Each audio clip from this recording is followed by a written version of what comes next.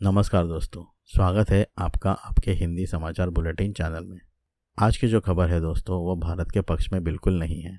मैं आपको बता दूं, यह खबर सुनकर आपको थोड़ा टेंशन हो सकता है।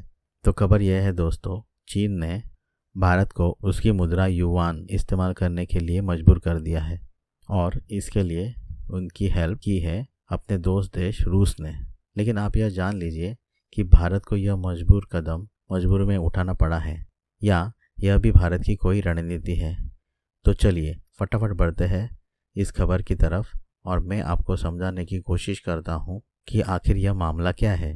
चीन एक लंबा प्रयास करते रहा है कि उसकी मुद्रा ही सब जगह चले और अभी यह खबर सामने आई है कि हमने हाल ही में जो रूस से कच्चा तेल खरीदा था वह हमने डॉलर में नहीं या भारतीय रुपयों में भी नहीं, वह हमने रूस से खरीदा था चीनी मुद्रा युआन में।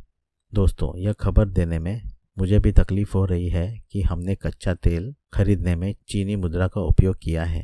पिछले कई सालों से हम चीन के खिलाफ है, यहाँ तक कि हमने चीन के कई सारे प्रोडक्ट पर बैन लगा दिया है, मतलब उन्हें बायकॉट कर दिया है। और जिनको हम पाकिस्तान से भी बड़ा दुश्मन समझ रहे हैं, तो ऐसी क्या मजबूरी थी कि जिस पे हमें चीनी मुद्रा युआन का इस्तेमाल करना पड़ा।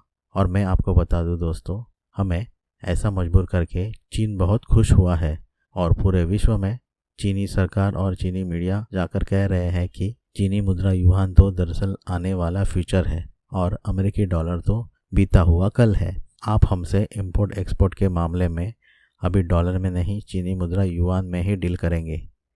भारत जो हमारा इतना बड़ा दुश्मन है वह भी हमारी मुद्रा इस्तेमाल करने में मजबूर हो गया है, तो आप भी खुशी खुशी से यह मुद्रा यूज़ करना चालू कर दीजिए। दरअसल हुआ यह दोस्तों कि हमने रूस से कॉन्ट्रैक्ट करके कच्चा तेल खरीदना शुरू कर दिया और इसके बदले में हम भारतीय रुपया आदान प्रदान कर रहे थे और रूस को भी इससे कुछ भी दिक्कत नहीं थी। दरअसल रूस यह पैसा भारतीय शेयर मार्केट में यूज़ कर रहा था और जो प्रोडक्ट हमसे इंपोर्ट कर रहा था उसे खरीदने में भी यह भारतीय रुपये हमें लौटा रहा था और भारतीय शेयर मार्केट में रूस को ज़्यादा फ़ायदा भी हुआ है। आपको तो पता ही है कि भारतीय शेयर मार्केट बहुत रफ्तारी से आगे बढ़ रहा है, जिसमें रूस ने भी अपने हाथ धो लिए हैं।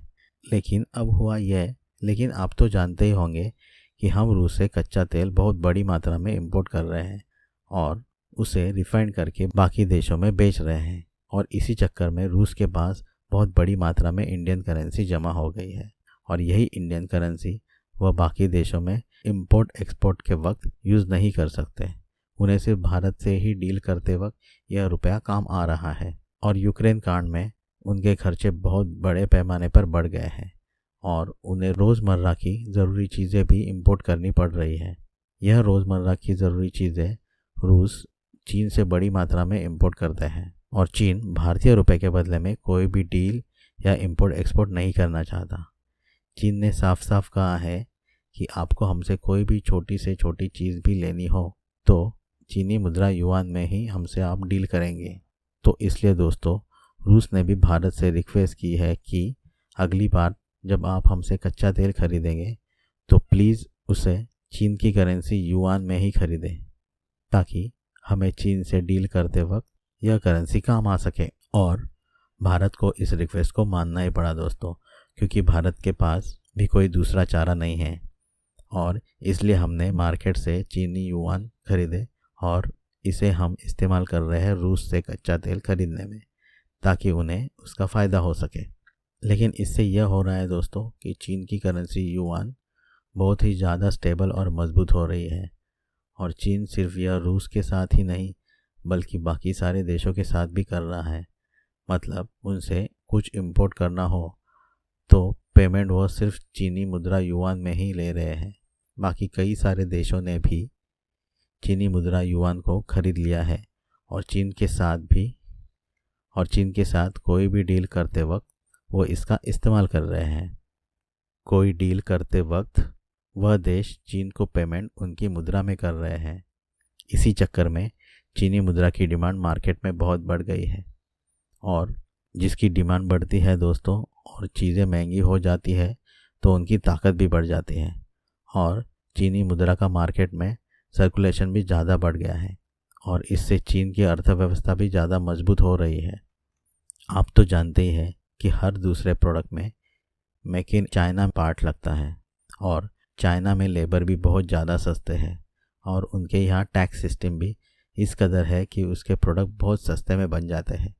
दरअसल इस पूरे मामले में भारत को अब बड़ा कदम उठाना पड़ेगा दोस्तों, ताकि हमारे भारत के रुपए भी मार्केट में ज़्यादा से ज़्यादा सर्कुलेट हो और बाकी सारे देश भी हमारे साथ कोई कंसाइनमेंट करे तो सिर्फ हमारे रुपए में ही करे। इससे भारतीय रुपया भी स्टेबल हो जाएगा और मार्केट में हमारी करेंसी की डिमांड बढ़ जाएगी।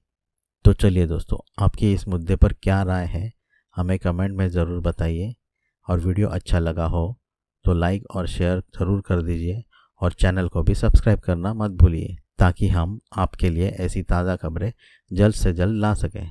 तो चलिए दोस्तों, जय हिंद बोलकर इस खबर को यही समाप्त करते हैं। जय हिंद। आपका दिन शुभ हो।